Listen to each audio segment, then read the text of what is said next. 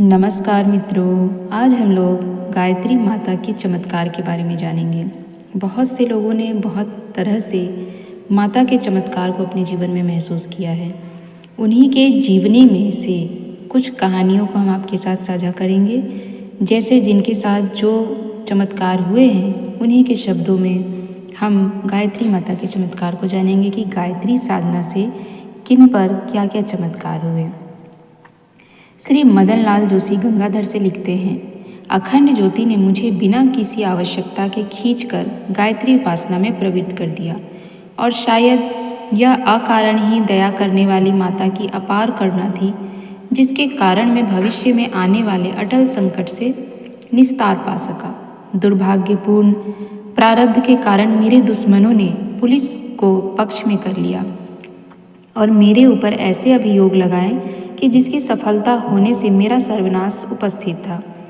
एक सप्ताह के अंदर मुकदमों की जटिलता इतनी बढ़ गई कि मैं दुश्चिंता के कारण सो नहीं सकता था।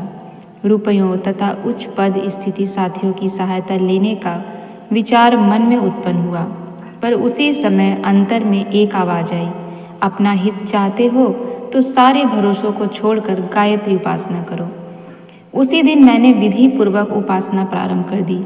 इस सप्ताह में मुझे चिंता से नींद नहीं आती थी, पर उपासना करने की रात्रि में इतनी निश्चिंतता का बोध हुआ कि मैं सूर्योदय तक बेखबर पड़ा रहा।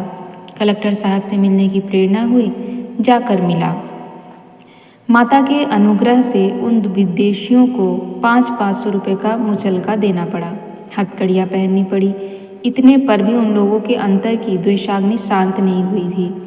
उन लोगों ने 5-7 गुंडों को रुपए का प्रलोभन देकर अप्रकट रूप से मुझे सताने की योजना बनाई। मेरा अनुष्ठान चल ही रहा था। कुछ दिन बाद मुकदमे में मेरी शानदार विजय हुई।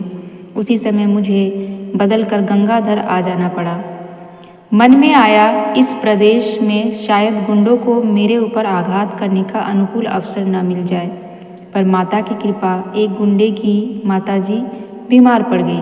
उसके रुपए उसी में खर्च होने लगे। 2 गुंडों को मारपीट केस में सजा हो गई और शेष यूं ही ठंडे हो गए।